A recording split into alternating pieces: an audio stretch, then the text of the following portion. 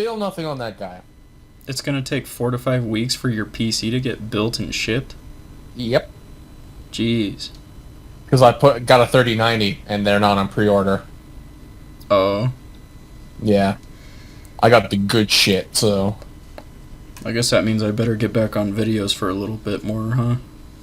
Until I kick down the door of the guy in the fucking computer repair shop.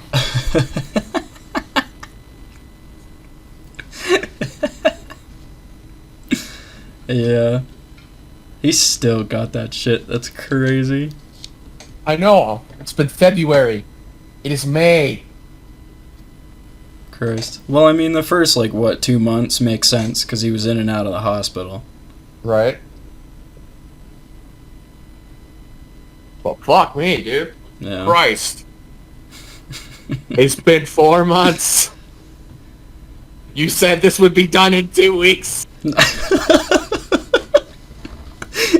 It is really funny when you put it in perspective like that, huh? Fucking hell. Oh, Christ. At least I can play Dota on my piece of shit. At least I still got my paints. Yeah. Welcome to Nonstop Debate, everybody. Where everything is suffering because I don't have my computer's shit. Yeah.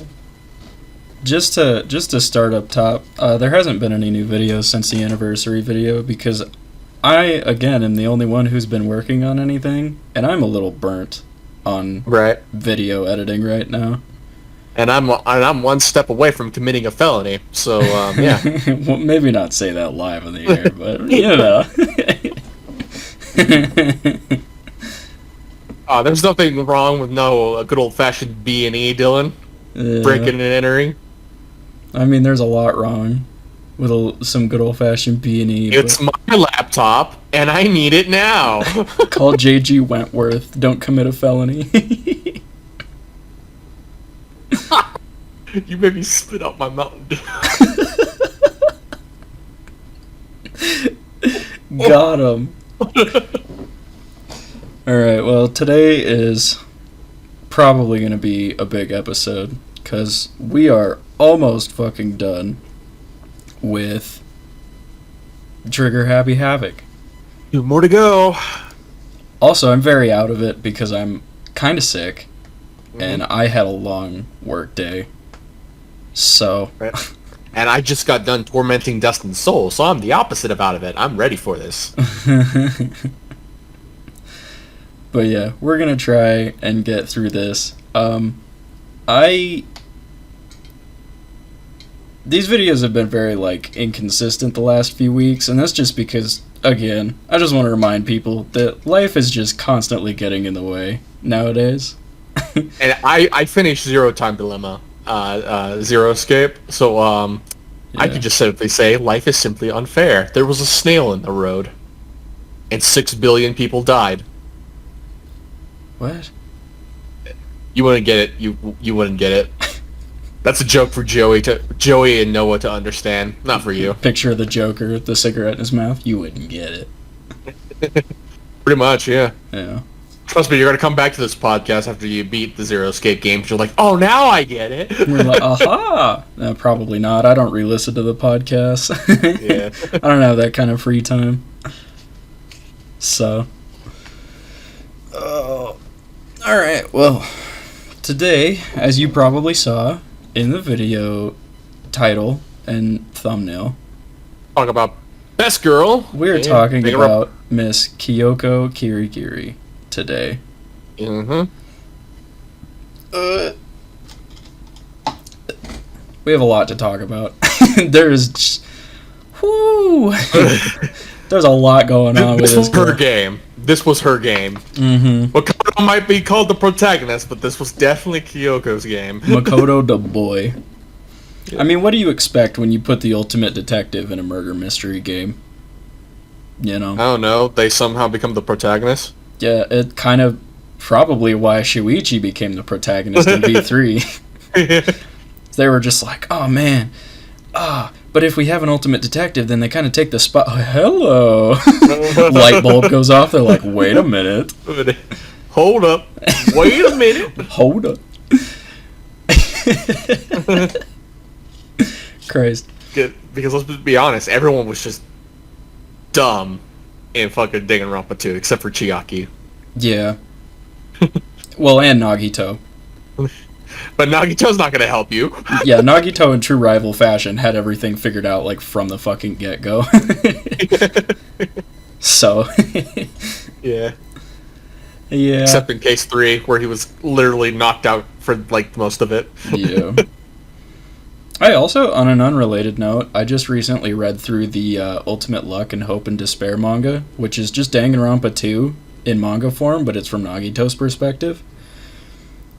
It ends, like, right before the investigation for Case 3.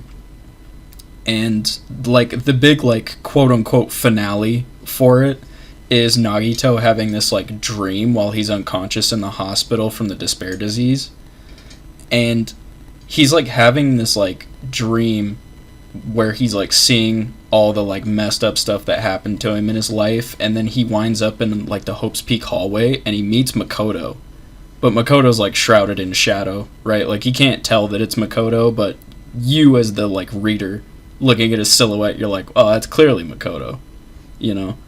Yeah. But they portray it as, like, this cool, like, yin-yang type thing between the two of them, and they both just kind of talk about their luck, and, like, Makoto's talking about how, like, yeah, I have ultimate luck, but, like, it's mostly bad shit that happens to me, and not so much good shit, and Nagito's like, someone finally gets it. Holy shit. And they just have this, like, bro talk about how shitty their talents are for a minute. And I think my favorite part of it is that since it's from Nagito's perspective, he wakes up, like, during his dream. He has 2 separate dreams, right? But, like, after the first one, he wakes up in the hospital room, and Mikan is over him. And she's, like, clearly, like, despaired at this point, you know, because right. Obviously. And she's, like, sitting on top of him, pinning him down. And she's like, oh, no, Nagito, I need you to stay out. Otherwise, you're gonna ruin everything. And she, like, injects him with sedatives to put him back to sleep. Mm-hmm. Because I guess he, like, woke up from despair disease and shit early, and Mikan was like, oh, no, you go back to sleep before you fuck everything up. No. But yeah, and then after that is when he has the dream where he meets Makoto. But right. I just thought that whole, like, chapter was, like, really cool. Very cool manga read. High recommend, especially if you're a Nagito fan. There's a ton of good Nagito art in that manga alone. So this episode's by Kyoko. There's a Kyoko episode, BT Dubs. We're gonna get back to that. Actually, start it.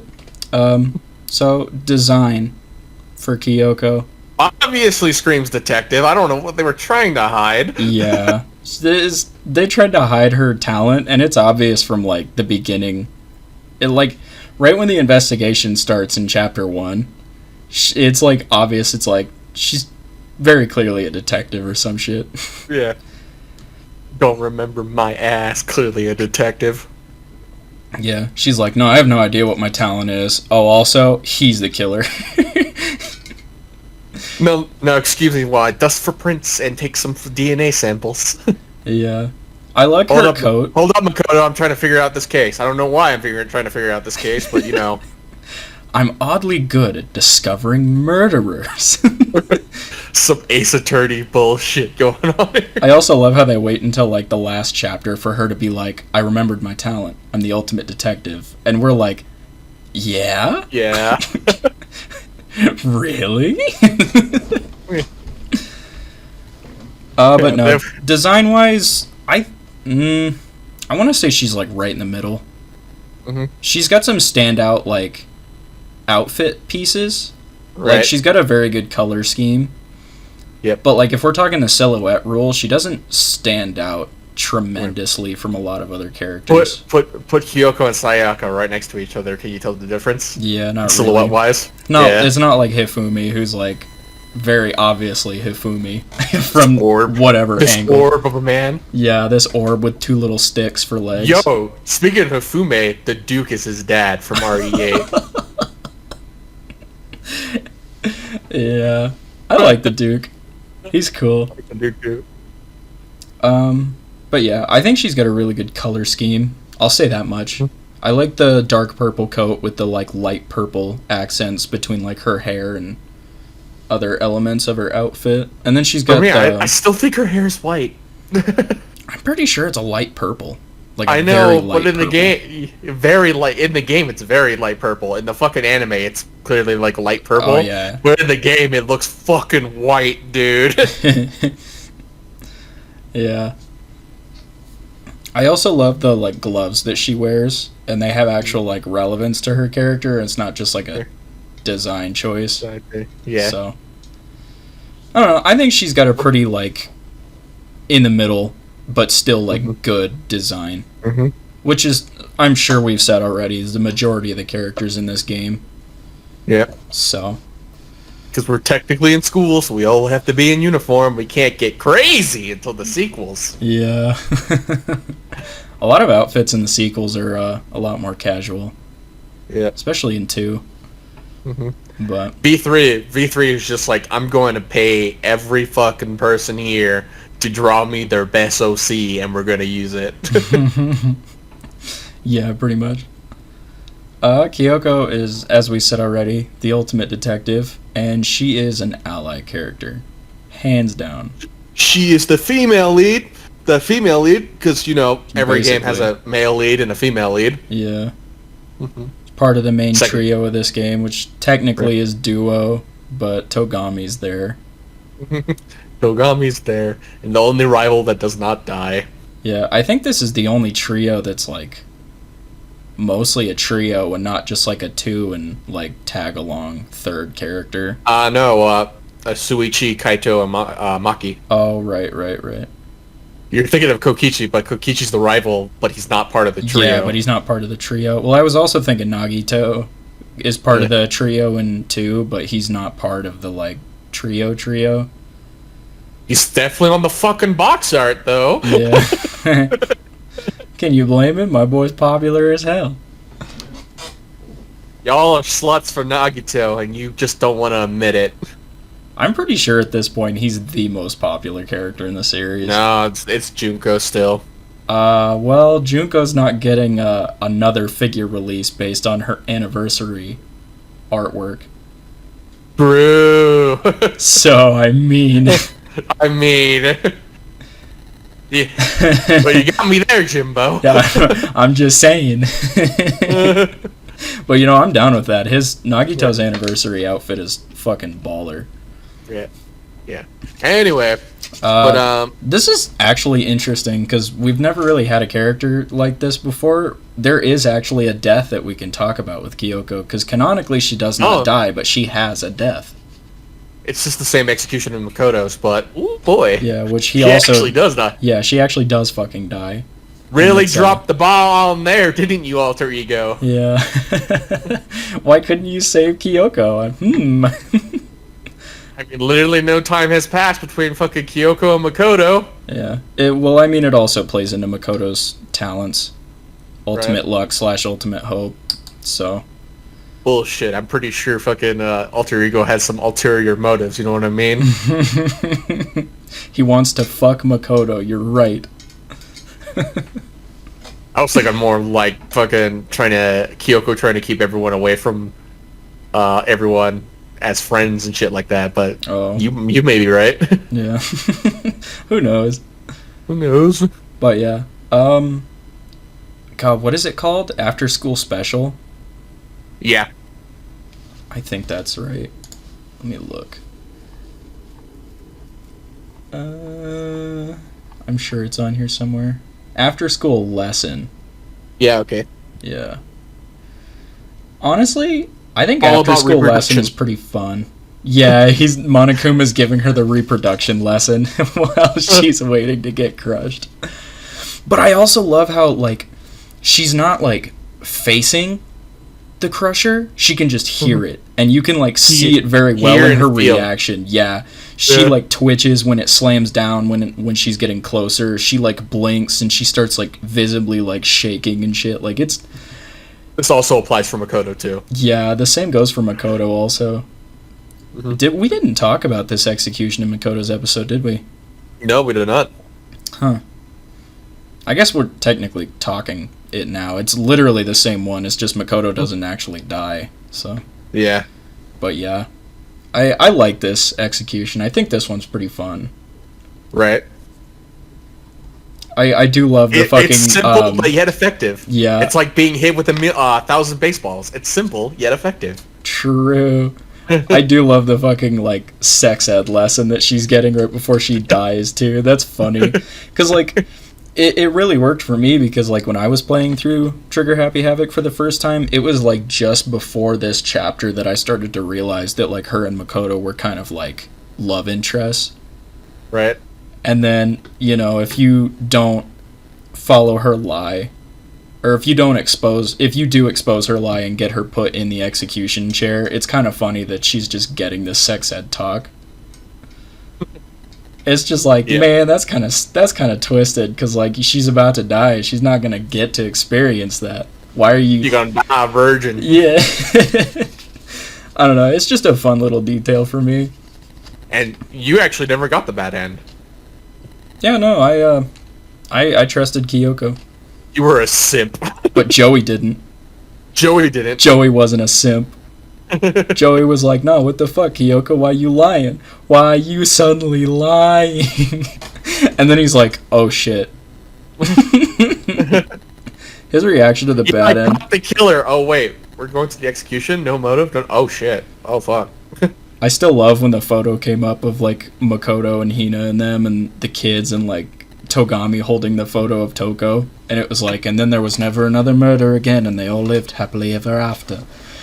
What the fuck happened to Toko? Joey was just like, what? You got bad ended. I know, dude. I love it. I couldn't stop laughing at that shit. It's so funny. Yep. Oh god. But yeah, overall, I don't know. Where would you put After School Lesson in the execution rank, Jer? For the first game? Yeah, just out of all the ones we've talked about so far. Is there really a bad execution in the first game? I'm trying to think. Well, you're thinking Mondo Butter? Oh, right. I couldn't remember. I was like, I'm pretty sure there's one I didn't like here. Well, this is, it's not better than Mondo Butter. It's not better than Celeste. Okay, it's better than fucking the Jackhammer one with the fucking alter ego. So I would say it's number 4 out of it's number 4 out of 6. I would say it's up there with, like, if we're just talking the basis for Kyoko, since it's basically shot for shot the exact same with Makoto, except he doesn't die because the very end scene is different. If we're talking just base execution for Kyoko alone, I would put it up there with Blastoff and Leon's Thousand Blows of Death. In the top 3? Yeah, I'd put it up there because, like you said, it's simple and effective, and I love the expression. They put a lot of work into Kyoko's, like, face during that execution, and you can just see the, like... It starts getting bright red, then it starts going blue, and then it starts going purple. Yeah, like, she's getting visibly more terrified the closer it gets, and it's gotta be terrifying in her shoes because she can't see it coming, but she can feel and hear it coming. Right. And she's just so, like, clearly, like, trying to stay calm and sit still, but... Like, it legitimately looks like it's taking everything out of her not to just, like, scream and panic, you know? Right. And it's fucked up, and that's kind of why it works for me, is because it's just such a... It's like Leon's. It's just such a brutal... At least hers was quick. Yeah. Like... Compared to Leon's. Leon's is, like... What's the word? Like, visibly brutal? It's like... Leon's is, like... Visceral. Yeah, it's visceral. Leon's is, like... physically brutal. Kyoko's is more like psychologically brutal. Yeah. Because that shit is like... It's like when you think of something that would, like, hurt really bad or, like, a very scary situation. You know, you think of yourself in that situation and it, like, gives you the chills. You're like, ugh. You know? Never been waterboarded, have you, Dylan? No. But, like, that's what I'm talking about. Like, you think of, like, that and what it would be like to go through that, and it makes you like, ugh. That's what Kyoko's execution is like for me. because that shit would just be fucking terrifying. So, right. Yeah, that's about all I got to say on it. I think it's a pretty solid execution in the game. Pretty overlooked, I think. I don't think a lot of people talk about After School Lesson compared to the other ones that we've talked about. I forgot all about it until we got to execution on the show notes, and I was like, oh, that's right, she technically has one, huh? Way to drop the ball on that one, did ya, alter ego? Yeah. God. And now we get to the fun part. Personality. Kudere. That's what the technical term. This character, man. I love Kyoko. She's a great character. Dylan's a Kudere fan, confirmed. I don't even know what that means. I just like well-written characters. Okay, it's one of the dairies in, like, you know, there's like tsunderes, yanderes. Right. Kudere is a combination of cool and love. So cool-headed, they're more like colder, but they're like the love interest. So Kudere, which to me it's one of my favorites. It's up there with Dairy or stuff like that. Right. At least it's not a tsundere who just fucking hates you and then says, I actually like you, or a yandere who would literally kill for you. I think you just don't like those two because they're very overused. No, I didn't like them the first time I saw them. Oh. I guess that's just a taste thing. Yeah. Because, I mean, there's ones out there that are good. Right. I think it's I think they're tropes that used effectively can be good, but I definitely think they're, like, very saturated. Right. Definitely tsunderes, because I look at them and I'm like, yo, the bitch. Yeah. Very overused, I won't lie. I've seen them a lot too. But Yanderes just fucking creep me out, man. How would you find that attractive? This girl wants to kill you. I think it just comes from, like, the pure idea of, like, the raw obsession that they have. That someone can just be that obsessed with someone, like, fully. I think it has something to do with that, not so much the idea of just the murder itself, because it's like, dang, this chick is so obsessed with me, she's willing to fucking kill. That's kind of hot, you know? Yeah, not for us, but I mean, I can probably understand why, at least. So, but he says as he puts Maki as his wife sprite. Also true. But yeah, I think Kyoko is a very interesting character. She's well built too, because of the stuff at the end with, like, her father being the headmaster and, like, her whole reason for being at Hope's Peak. Yep. All came full circle. Yeah. That also gets built on and kind of, like, topped off in Danganronpa 3, the anime. Right. Which we'll cover separately at a later date, I'm sure. Probably won't be after Danganronpa 2 or V3, but at some point. Yeah, that's probably why we're not going to cover it right away. It's really good.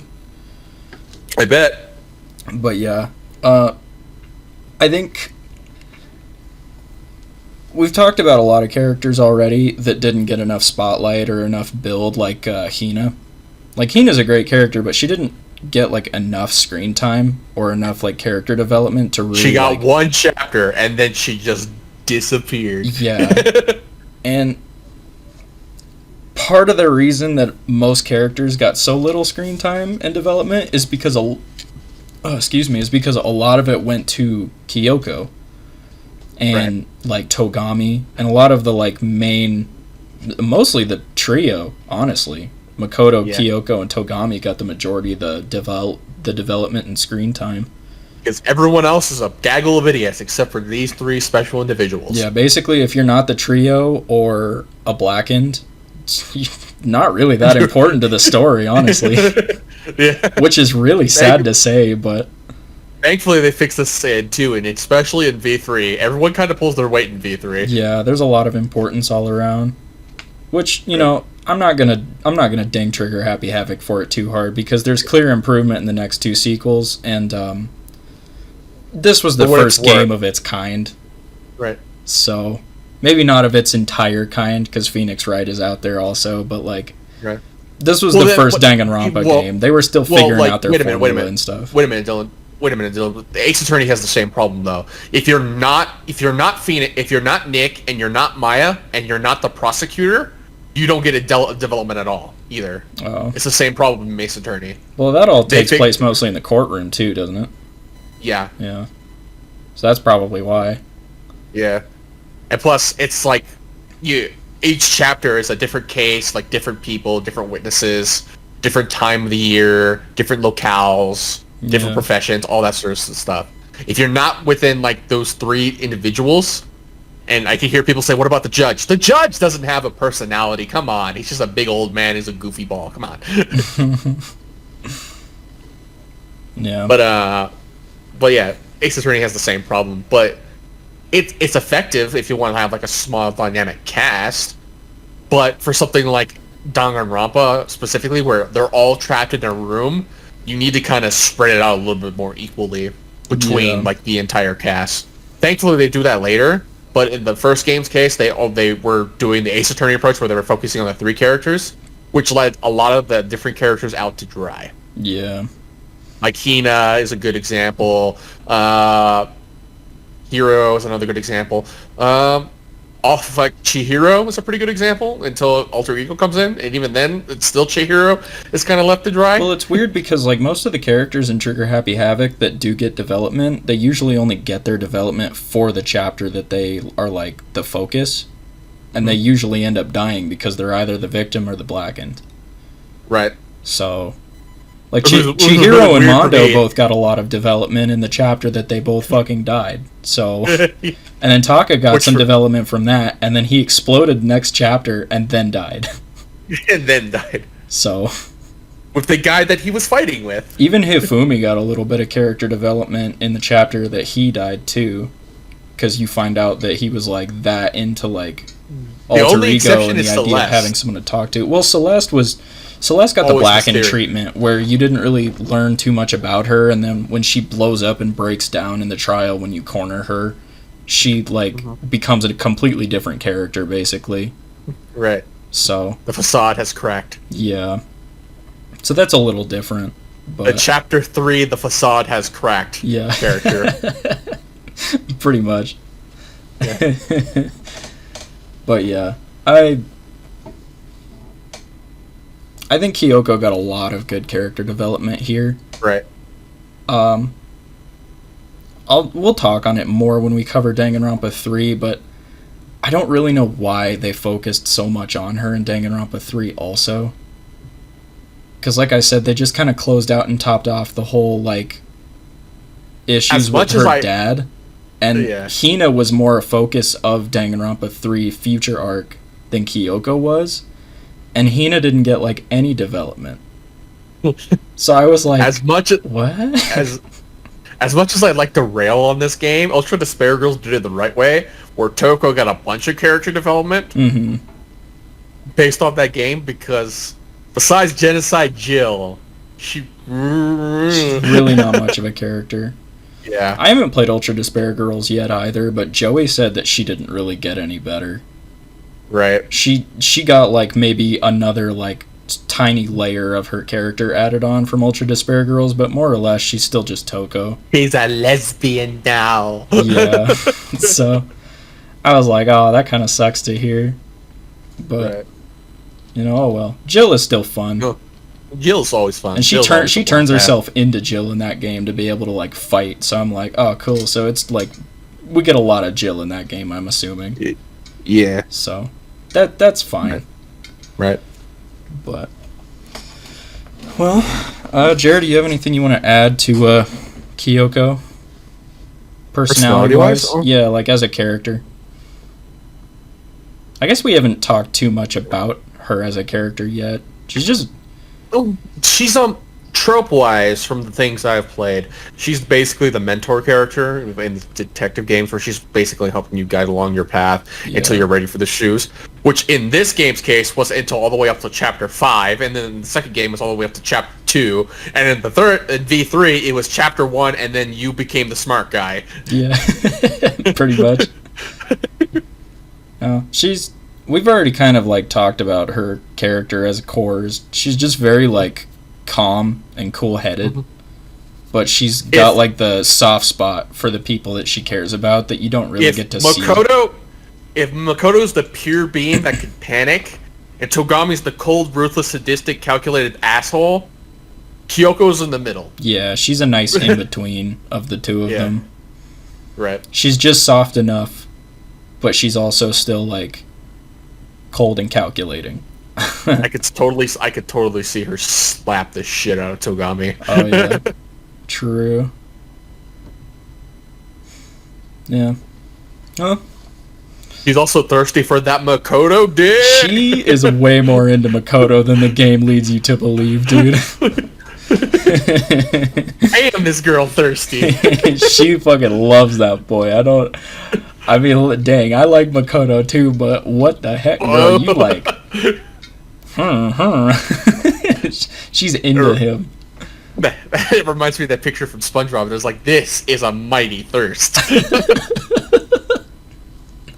God, do you think she would? This is an extreme thirst. Do you think she would like or hate Nagito? Oh, absolutely. She probably hate Nagito. Yeah, what am I saying? She definitely hate Nagito. Absolutely despise. I don't know why I asked that, and then when I immediately remember that like most of his classmates don't like him because he's kind of fucking weird. I know we talked about this before, but how about Kirigiri and Suichi? Oh yeah, she apparently in Ultimate Talent Development Plan in V3, Kyoko doesn't really like him because Shuichi's still in his like not even in his facade Shuichi character. Can't catch a break. Yeah, well, in his facade character in Ultimate Talent Development Plan, he doesn't feel like he earned the title of Ultimate Detective because he only solved the one case and it was like pure accident, basically. And Kyoko feels like the exact same way, but she's a lot more like mean about it. She's like, you don't deserve to be called an Ultimate Detective when all you did was happenstance solve a case on accident. And I actually like was born into it and worked to be a detective. Like Kyoko's an actual detective. Shuichi just had an accidental like case break. Careful, Kirigiri, your inner Togami is showing. Yeah, that's all I know about their relationship, which of course is not canon, but it's still fun that it's there. Yeah. So.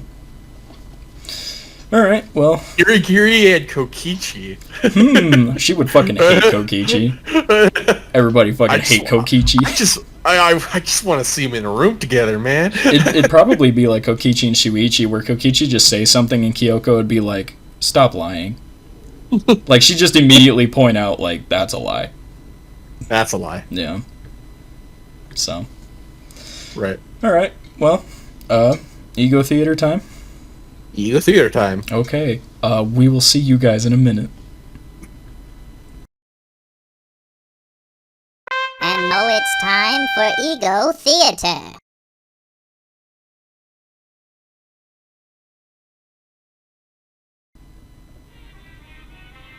So I've been on a Christopher Titus binge, which is like a stand-up comedian. Oh, right.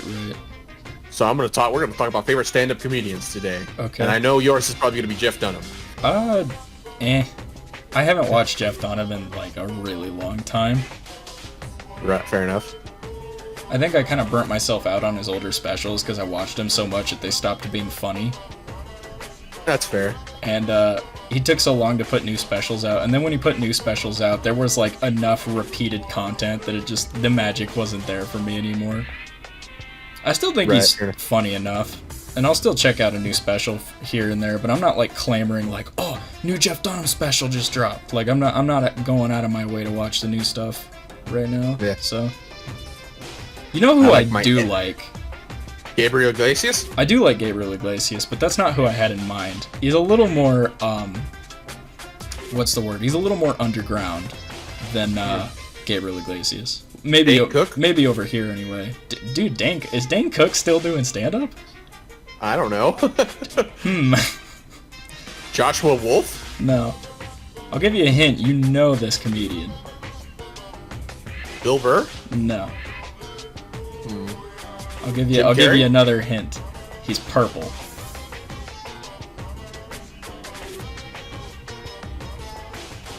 Purple. Talk about him. Randy Fucking Feltface, stumped me. dude. Oh! Yeah. Oh, Randy Feltface. Like, you fucking stumped me there. Yeah, he buys the wardrobe off of a Gumtree. Gumtree. Yeah. So I bought a bookshelf off Gumtree. His fucking special about him writing the book, and he keeps derailing talking about the book to talk about random, like, stories, and that's his stand-up bit. Like, that whole special, I watched that whole special because someone uploaded it on YouTube. Mm-hmm. It's so good, dude.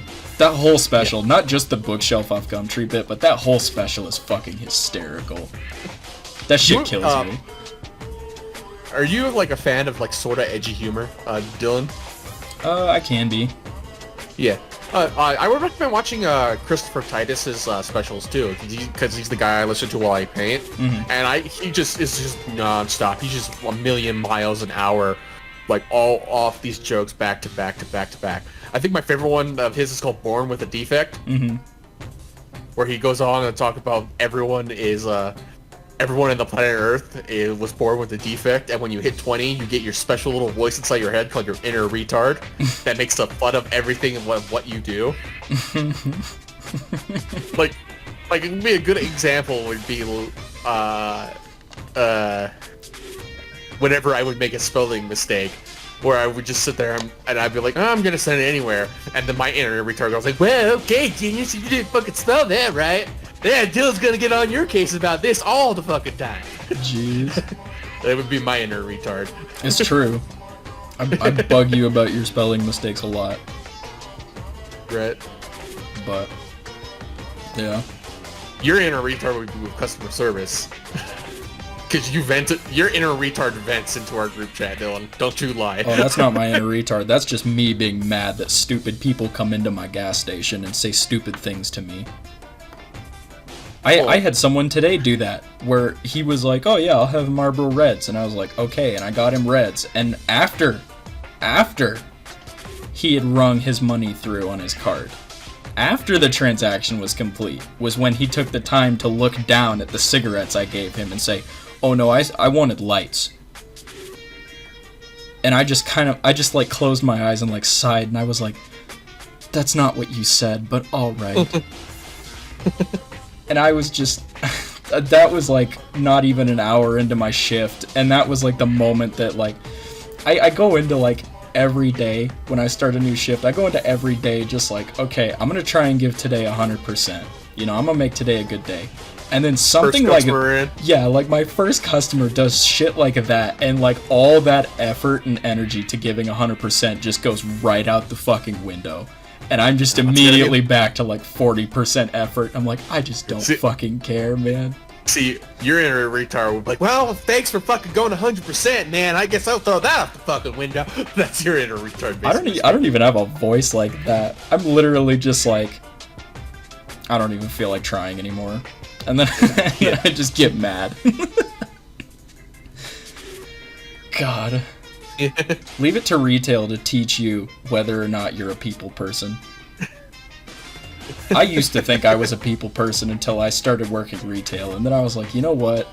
I actually fucking hate people. I despise people with a passion. It's not every customer. It's just, you know, the ones who come in and just want their stuff and then leave, they don't leave an impression. The people who come in and ruin your day leave the impression, and that's right. why it's rough. Retail will drain your life, dude. It will drain your body and soul until there's nothing more left than an empty husk. Yeah, pretty much. If you enjoy retail, you are a liar. No one enjoys retail. You tell me you love your job, I'll be like, well, you haven't been working it long enough then. Especially retail job, my god. That's what I mean. There's plenty of jobs out there that people enjoy. Oh, I love truck driving, man. Yeah. Alright, well, back to the show. Maybe. Unless there was something you wanted to add. He did a special about where he got attacked by an attack dog.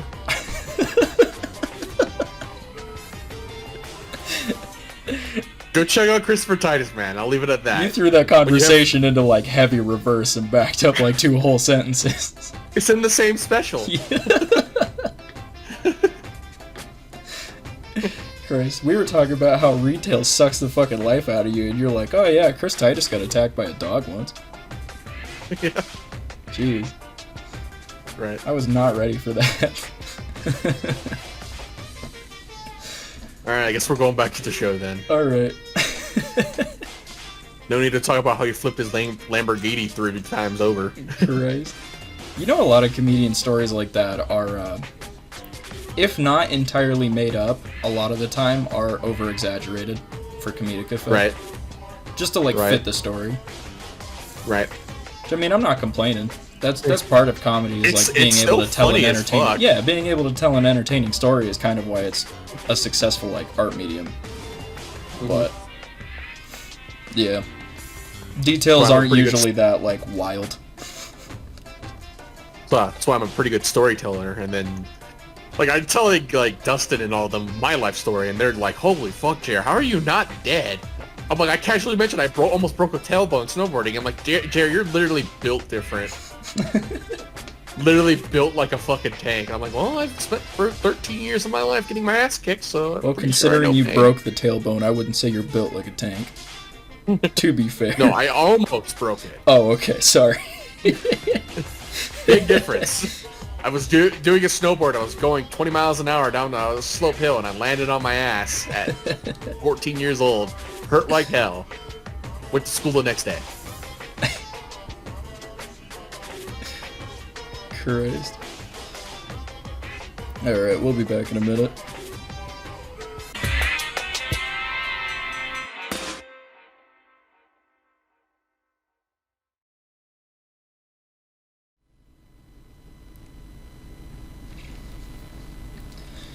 Okay, we're back. Mm-hmm. That was a entertaining ego theater. Yeah. God, I'm so tired. Also, I'm sorry. It's fine. Also, in the special scene, Kyoko saw Makoto and the boys peeping on them. Wait, what? In the sauna. In the sauna scene, Kyoko saw them peeping? Yeah, because it's like... Does she say anything? I can't remember. No, she just looks directly at the picture. I'm like, yo, Kyoko totally is watching you guys peep on them. She was like, oh man, we're getting spied on by boys, and then she saw Makoto's dumb, like, fucking cow lick, and she was like, oh, hell yeah.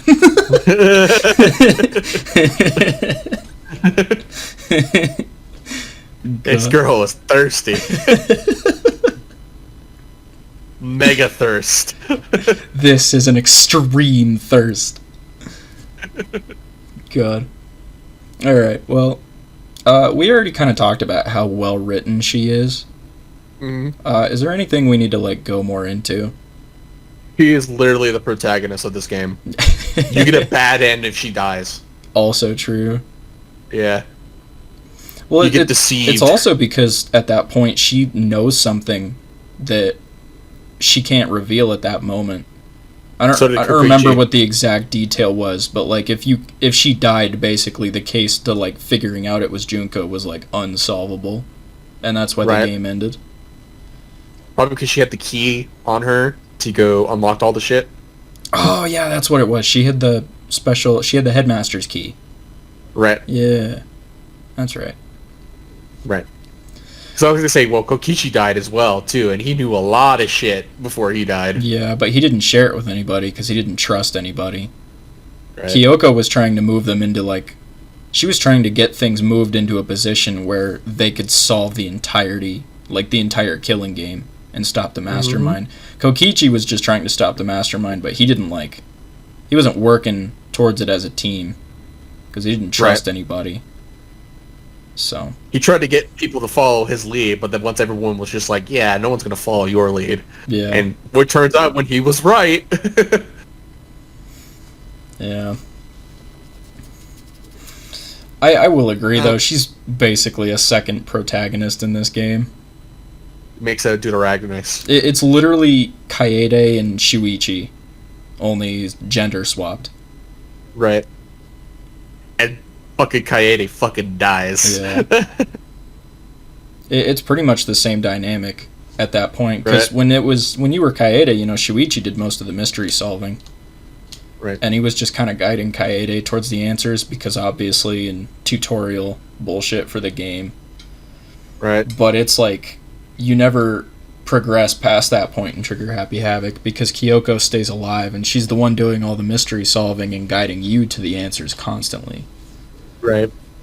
Which... Tell him, Naegi. Yeah, exactly. What's that picture that Joey posted in the server today? Is like the two dudes shaking hands, and it was like Trigger Happy Havoc, and then the two people shaking hands were Kyoko and Togami, and then the like handshake in the center said "Tell him, Naegi." Yeah. And I was like, "Ah, hell yeah."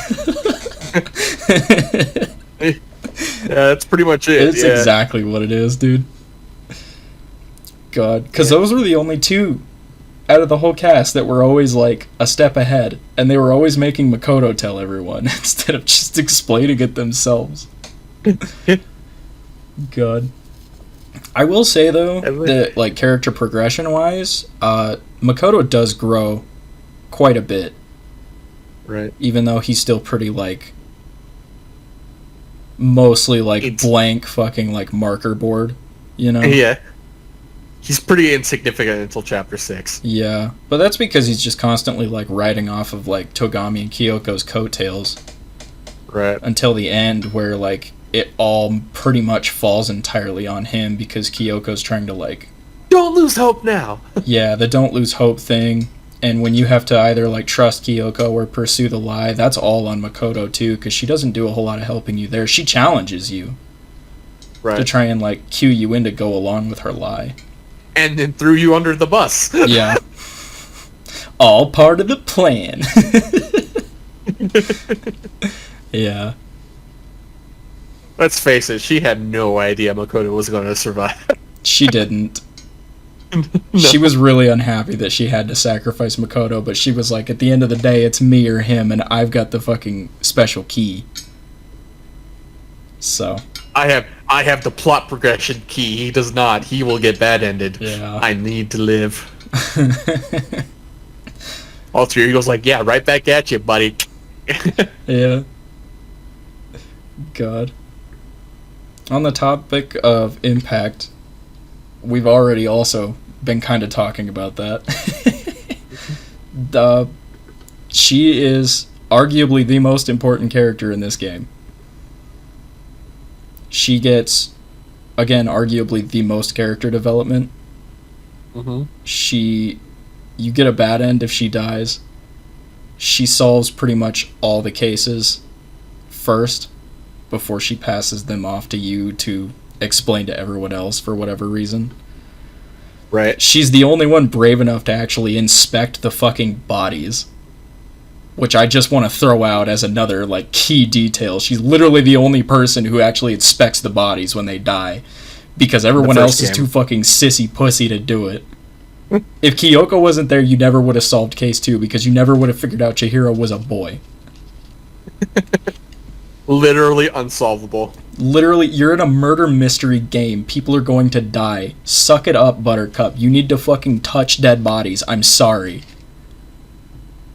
Maybe I'm just built different, but I was really surprised when everyone was like, what the fuck are you doing, Kyoko? You're touching that body. Gross. And I was like, why aren't you? You learn a lot that way. Look in their pockets. What did they have on them? Look at their wounds. Like, why are y'all too pussy to touch a body? This is the only game where this is a problem. Yeah. Mind you. Because Mikon performs autopsies, and Shuichi's a detective. And then when fucking Hikon dies, you do the autopsy. I don't understand why these people are so scared. My god.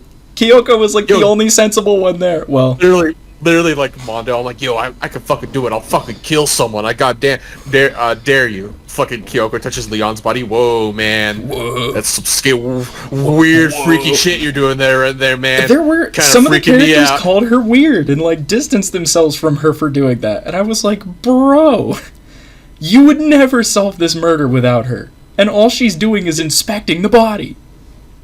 It would be different if she was like straight up fucking necrophilia again. If she was like fucking fondling the genitals and shit, then yeah. She's like, oh yeah, I'm gonna go fondle me some dead pussy. And then she's like, oh, this isn't a pussy, this is a penis. I think I just saw. Better. Yeah, like she's not doing that. Yeah. That's fucked up and creepy. But she's not doing that. She's legitimately just doing it for investigative purposes. Yeah. And they're all high schoolers, right? I mean, I guess that's fair. They're all like ultimates. They're all privileged fucking high schoolers. Not Makoto. Well, yeah, not Makoto, but you're not going to see Makoto touching a dead body in his life either.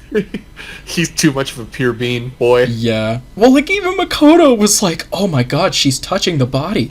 Whoa, Kyoko. And he's, like, real freaked out by it at first. And I'm just like, dude. This is like detective work 101.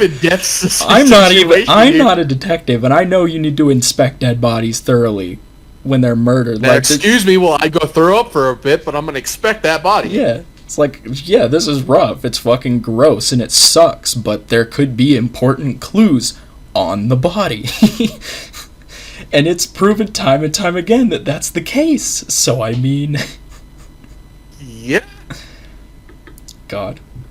Like with Sakura. Like, fucking blows to the head, but she didn't, like, that wasn't the fatal wound injury. She had blood on her mouth and all that shit. Yeah. So yeah, on the topic of impact, Kyoko is quite literally the glue that holds this whole game together. None of these characters would have survived or solved probably even the second murder case without her. Right. They're definitely solving that first one. Leon's name was literally written on the wall in blood. There's no way he was getting away with that. He's a stupid idiot. Right. But like, case 2 forward, literally... Literally, Mondo would have gotten away. The whole game would have ended case 2 if Kyoko wasn't there. There's no way they would have fucking solved it. Would have been like, well, I fucked up. Yeah. Fucking moron. Well, didn't Togami already have it solved because he saw Mondo leave? Yeah. So yeah, I guess case 2 definitely... There was no way... You think Togami was going to be like, well, I guess I'm going to tell everyone to save my own skin. Oh yeah, well, because he fucking did that shit with Chihiro's corpse to make it less boring. Well, you see here tonight, I gotta make everything a little more interesting because the Togami bloodline always have to have beef with interesting people. I saw the murderer getting away with it. That's gonna make this case really boring, so I'm gonna make it fun and interesting for me. That's my Togami impression. Do you like it? Yeah. It's fucking dumbass. No, excuse me when I go message my text message my best enemy, Seto Kaiba. God. Meanwhile, in the other end of the world, what do you want, Togami? Kaiba, I need to get some more money so I can get out of the situation. Don't you have more money than me? Well, I got robbed. How the fuck do you get Kaiba, robbed? I will give you $3 million right now for your Blue Eyes Ultimate Dragon. Fuck off, Togami. Literally only copy in the world. You could pry this from my cold, dead hands. I know an assassin that could get that job done.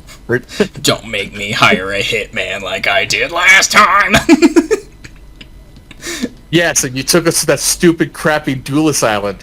Where did you think of that idea, asshole? God. That's a really bad tangent. This is an episode about Kyoko, by the way. Yeah.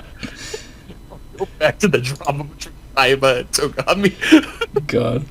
Alright. Trivia time. I love trivia time. There's a lot of cool trivia here for Kyoko, actually. I read through some of it before we started recording. Not all of it, just I caught a couple things. This was one of the main ones I caught, actually, was the meaning behind her name. So her first bit of trivia, the name Kyoko means sound echo. Kyo and child, ko, which fits her composed, quiet speech and how during the trials she more than once guides Makoto to conclusions she has already reached herself and lets him be the one to voice them. I wonder what Kirotaka is going to be. Kyoko's surname Kirigiri means fog, Kiri and cutter, Giri, which refers to her detective background. Fog cutter, cut through the fog. Ha ha ha. In the beta version of Danganronpa, Kyoko was named Gyaru Kirigiri, and the victim depending on the player's choices. I didn't know that. Wasn't the beta version of Danganronpa supposed to be like a more like choice based, where like completely different sets of characters could die and yeah. I think that'd be really interesting. Like, I think if they do another Danganronpa, maybe they kind of do that with Zero Escape. Oh, do they? Well, still, they should do that. Like, if they do make another Danganronpa, they should make it like choice based, where like different characters will die, and like maybe even different characters will be the Blackened depending on the choices that you make. Yep. Because then you can make it a little less complicated story-wise than V3, especially considering the whole meta angle. And then you can just like, then it's like a different experience every time you play it. For at least the first few times. I think that'd be really interesting. I think that'd be a good way to follow the games up. Right. She shares her title, The Ultimate Detective, with Shuichi Saihara. We knew that already. Yeah. The very first trailer for Danganronpa Another Episode, Ultra Despair Girls, which begins teasingly by saying that the upcoming installment of the Danganronpa series is a sports game, which shows Kyoko playing basketball.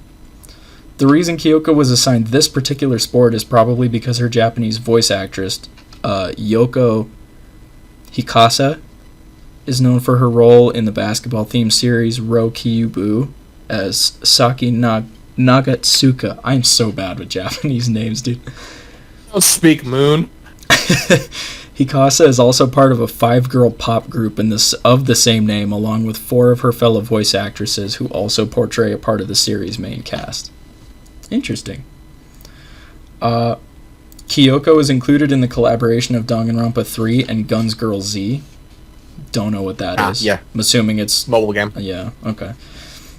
She is one of the few characters to have participated in 2 killing games and survived. The others are Makoto, Hina, and Hajime/Izuru. Right. What other killing game was Hajime in?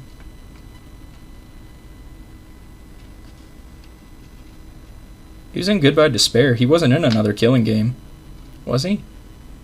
No, he was not in. What about the killing game in the 3?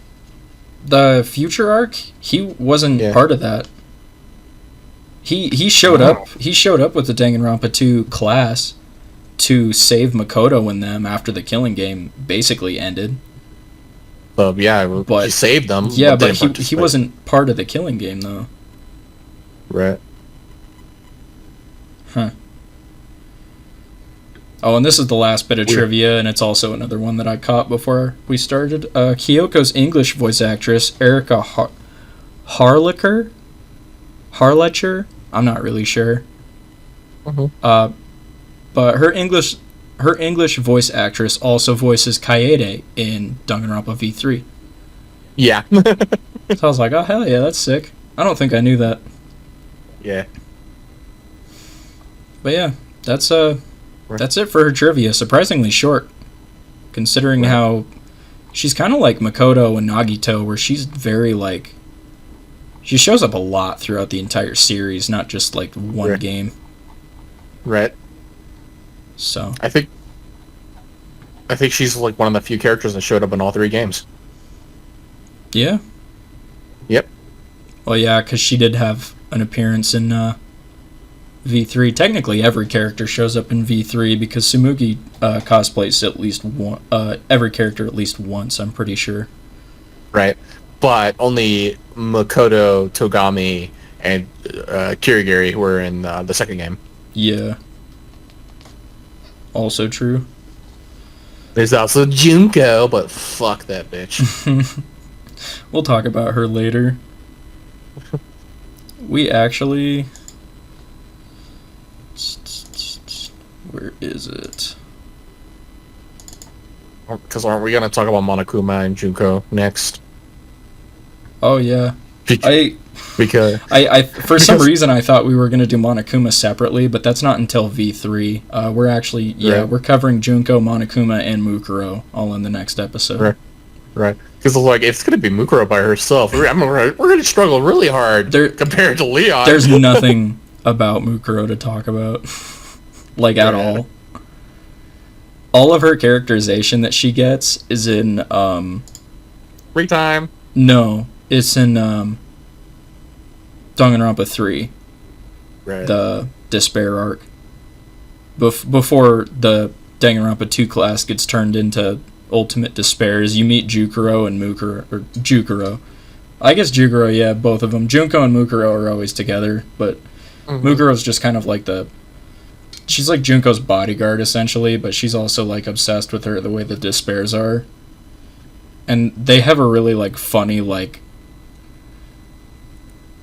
It's like a really funny, like, Junko says something like, whatever, like, villainy monologue-y, and Mukuro's like, oh, Junko, that's brilliant. And Junko's like, shut up, bitch, I know it is. So, basically, evil... It's basically the same thing with, like,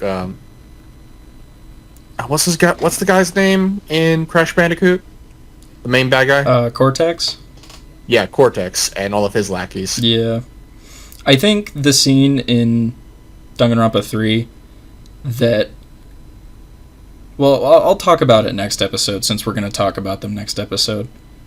Right. But there's a scene in Danganronpa 3 when you first meet Junko and Mukuro that I think perfectly, like, describes their relationship with each other. But yeah, I'll mention it. I'll talk about it next time. Right. Since we're going to talk about them next episode anyway. Well,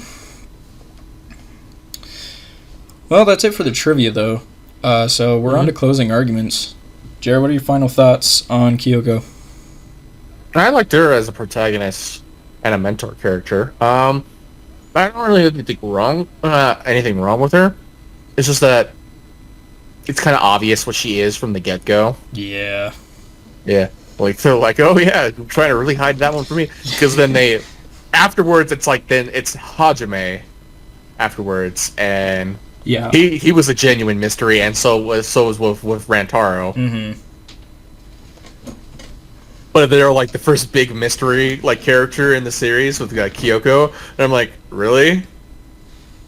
You don't think she's clearly a detective? Well, like Hajime worked because they make him so bland, and then the twist comes up that he never had a talent, and then they get you to you're just like, oh, okay, so he's just talentless. He's just a dude. He's a reserve corps student, and then the twist of him being Izuru Kamakura and being the ultimate. It's like, it's two payoffs in one character that both work really well. Rantaro works because he's just ultimate survivor. He's in the first chapter. Yeah, he's ultimate survivor like all game, and then it's not until the very last chapter with Maki that Shuichi realizes that that's just what the winner of the previous killing game is called. Right. And then it's up to you to go play the non-canon stuff with Shuichi to figure out what his actual ultimate talent is, which is adventurer, basically. Yeah. Or explorer. I definitely think those are more well done. Kyoko, making her talent a mystery is pretty, like... It's fun having a mystery talent character, but with Kyoko, like you said, like, almost immediately, it's glaringly obvious that she's a detective. Right. So... Like, she takes one look... When Sayaka dies, she takes one step into the bathroom, looks at the crime scene, and says, oh, Leon's the killer. It's pretty much... Like... Yeah. And she picks up all kinds of clues and shit. Like, I'm pretty sure I said that.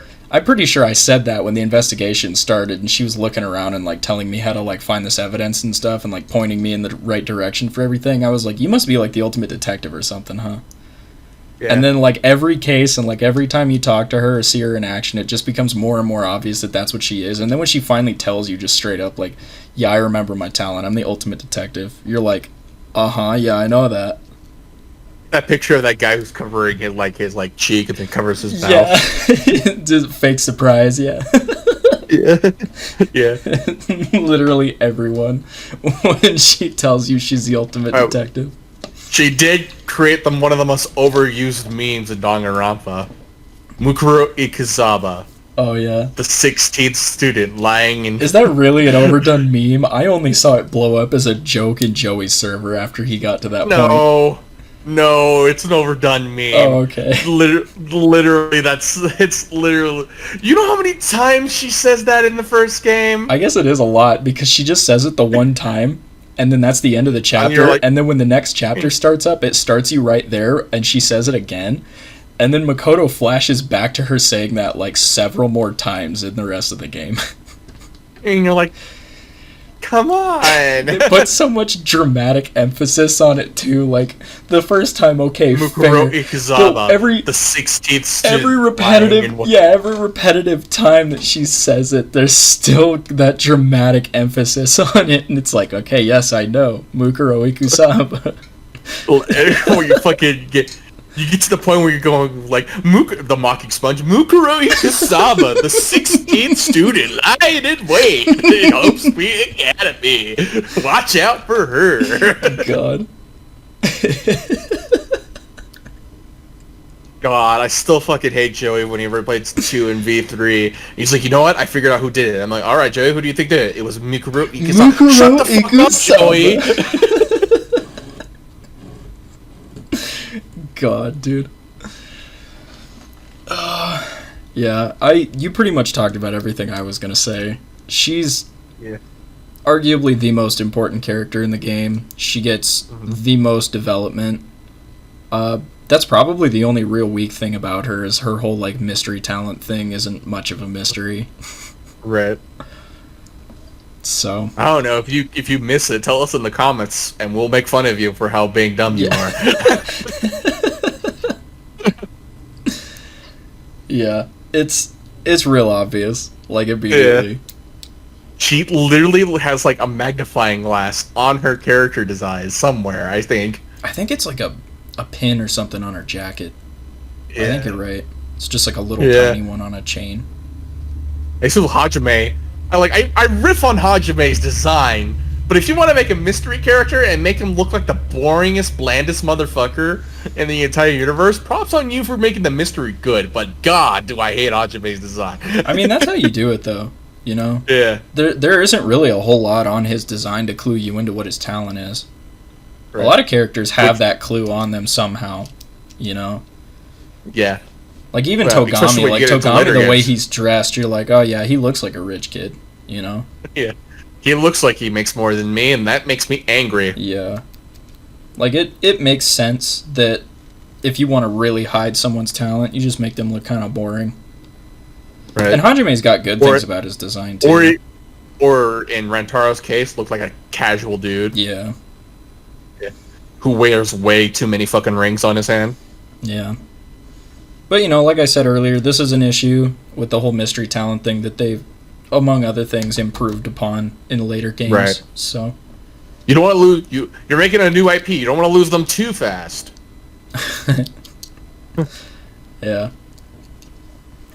All right, Jer. What do you rate Miss Kirigiri? Negative 10 to 10. 8 out of 10. 8 out of 10. Solid 8 out of 10. Solid 8 out of 10. Yeah. I think I'm gonna say 9 out of 10. Right? Because she's just got too much importance.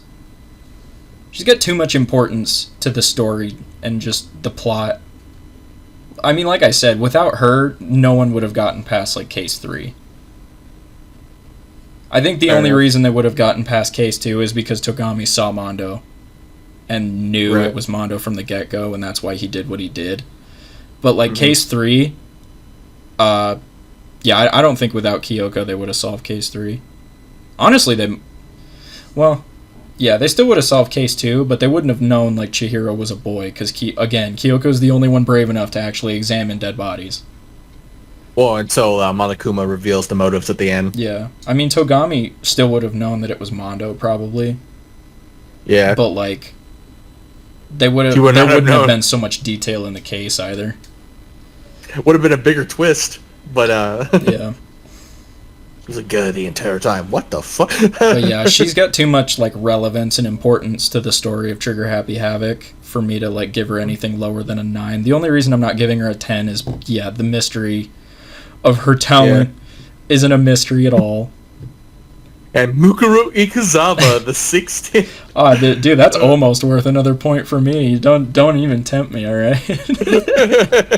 Fucking hell. God. But yeah, that's Kyoko. Mm-hmm. I don't think we really got anything else to say. She's a good character. I mean, it doesn't surprise me that she comes back in later stuff. There's a bunch of survivors. How many survivors in this game? Gear. Like 5? There were 6. 6? Mm-hmm. You got the trio. The main 3, and then there were Hiro, Hina, and Taka. Yeah. Not Taka, Toko. Blah, blah, blah. Yeah. But yeah. I wish Taka lived. I had money betting on Taka was gonna live. God damn it. And I mean, it's just the main 3 who come back in 2. Mm-hmm. But all 6 of them are in Danganronpa 3. Yeah. And again, there's a reason why they were only the only ones in 2. Well, Danganronpa 3 takes place immediately after the ending of Danganronpa 2. Because when Makoto, Togami, and Kyoko all leave the island at the end, and they like leave it in Hajime's hands, they leave on the boat. They immediately that's where Despair or Future Arc for Danganronpa 3 picks up, is immediately after that, after they leave on the boat, because after they leave Jabberwock Island, they go straight to the Future Foundation, and then Makoto basically gets put on trial for kidnapping the war crimes. Yeah, for the war crimes of trying to save the Ultimate Despairs instead of executing them. And then, since they're all locked in that building, that's when they all get locked down and the final killing game starts. Right. So, and a lot of the cast in 3 are all like, they're all Ultimates, but they're like previously Ultimates. So like they're all like graduated from high school Ultimates, and they're not like when they all get introduced, instead of just Ultimate this or Ultimate that, it's like previously in parentheses and then their Ultimate talent. Right. So, yeah.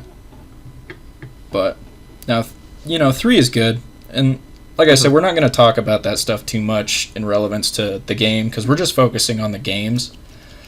Mm-hmm. And like we said before, there's a lot more meat. There's a lot more meat in the games compared to the anime. Yeah.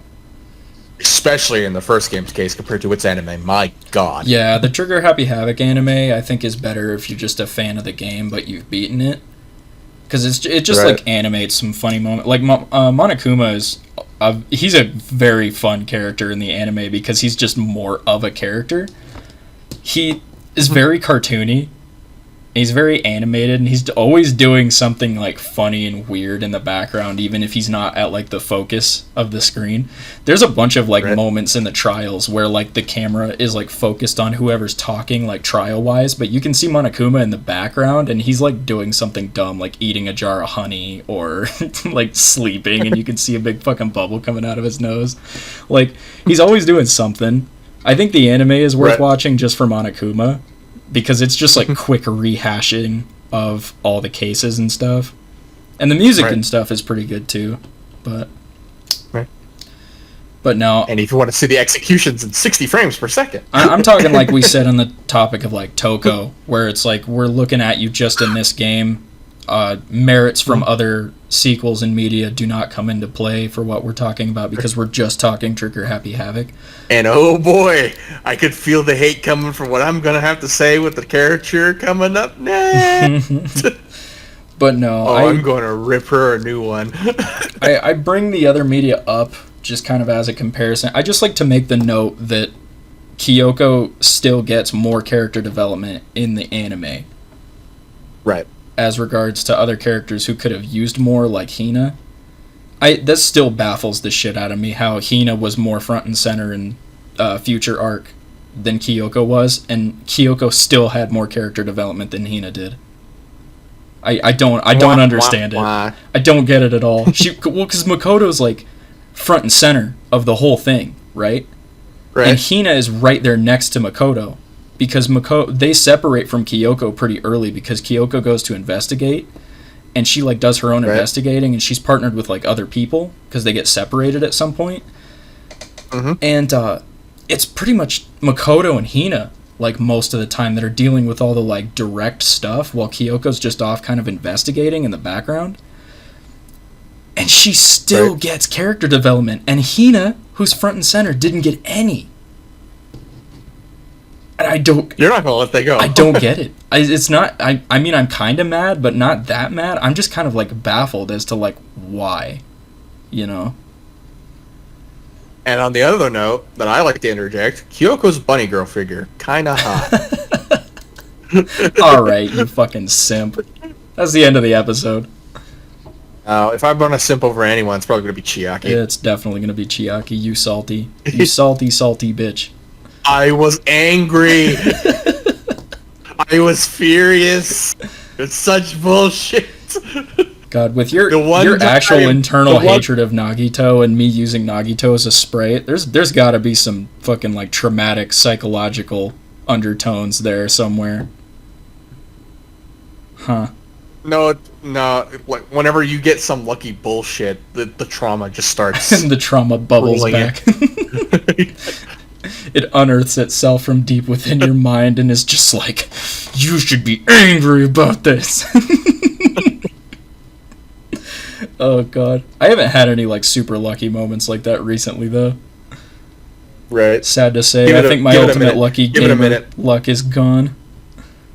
Give it a minute. Whenever I'm gonna be listening onto your gaming stuff, you're just gonna get lucky all over again. I am a bad luck magnet, FYI. That's funny. Alright. Like I said at the beginning of this podcast, my computer repair job was only gonna take 2 weeks, 4 months ago. Yeah. I really know how to choose them, don't I? Apparently. Alright. God. Yeah, we will hopefully be back next week with Junko and Monokuma and If not, Mukuro. I'm gonna kick Dylan's ass tomorrow, and then we're going to do the recording tomorrow. Probably not tomorrow. We are trying, I promise. We're not trying to like go on like indefinite break. We're not like tired of the podcast or anything. We're just busy. Life keeps getting in the way.